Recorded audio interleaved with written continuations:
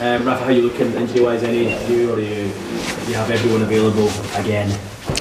Yeah, I think so. I think everybody has been training, so yeah, good news, everybody's available. How much has that helped you since the turn of the year to have options?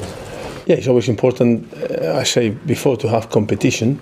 At the same time, it's a problem because you have to leave players out of the squad that is, when they are training well, is not the best, or it's not ideal. No? 15 points from the last 21 in 2018. Could it have gone any better for you? Has it gone better than you envisaged?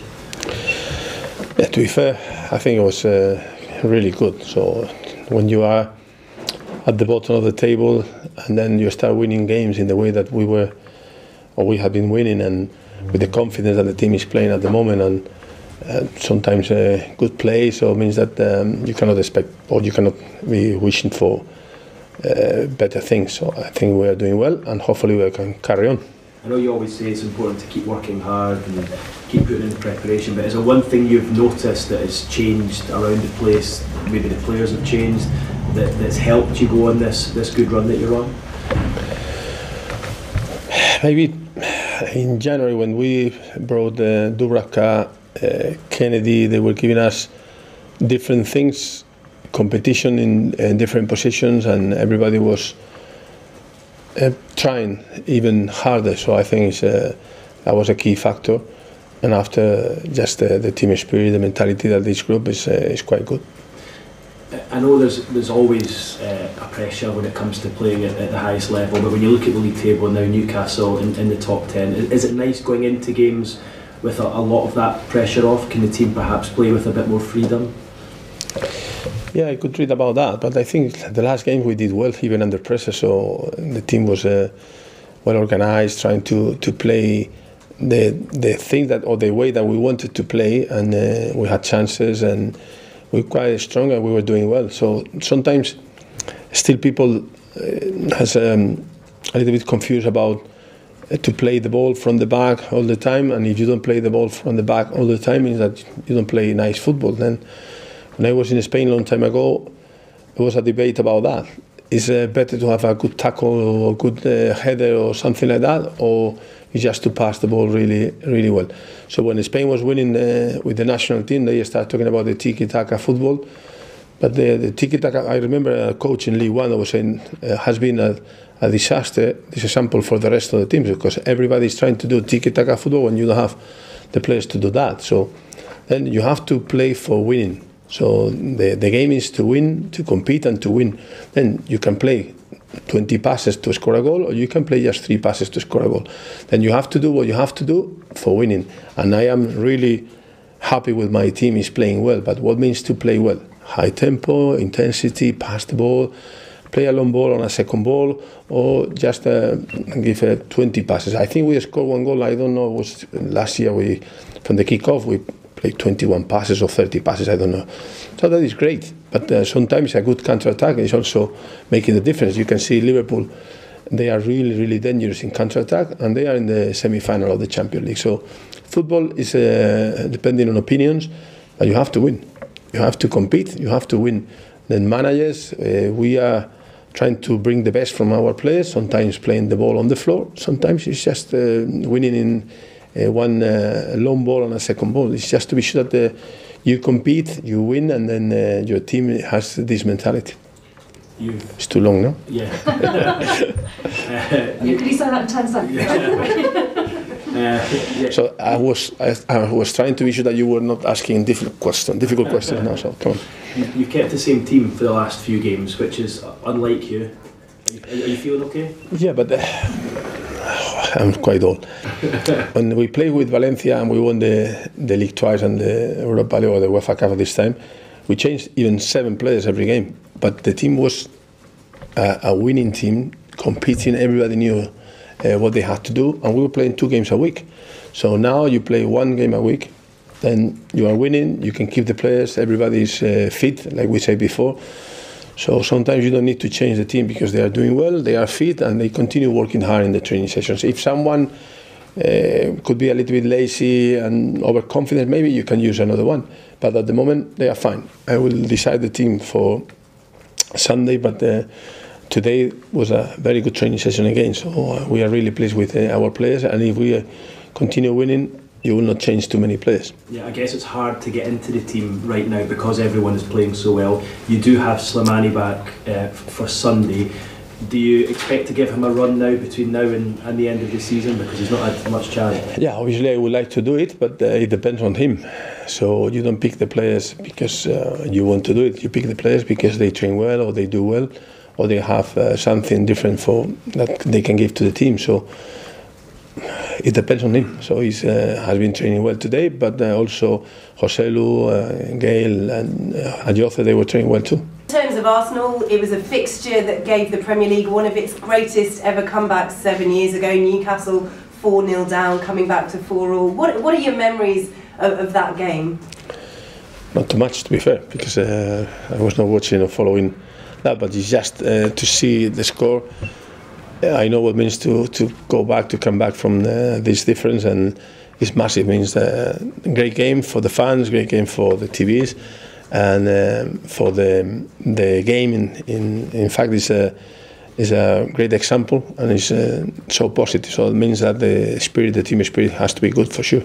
And Keith talked about there being less pressure on the players, given the very good position that you're now in. Do you think that will be the case as well at St James's Park in terms of the atmosphere, the fans just being able to relax and enjoy the games a little bit more? I don't want them to relax. I want them to keep pushing and cheering and supporting the team in the way that they were doing the whole season. And hopefully they can enjoy, because the team can be scoring goals and winning more games. But yeah, I think has been a key this year, the relationship between players, fans. We were really good at the beginning. We had good games at home, but normally the fans away, they go just have to support the team, and they are singing all the time, and they can make a difference. But if you have 52,000 at home, we have had the last games, enjoying the games and behind the team is stronger, the team can play better, and it's just a positive thing for everyone. That's great, thanks. Just. Rafa, you mentioned it's sell out again at St James's Park. A lot of pundits still have Newcastle as underdogs for this game because of the league position. Would you say that Newcastle are underdogs?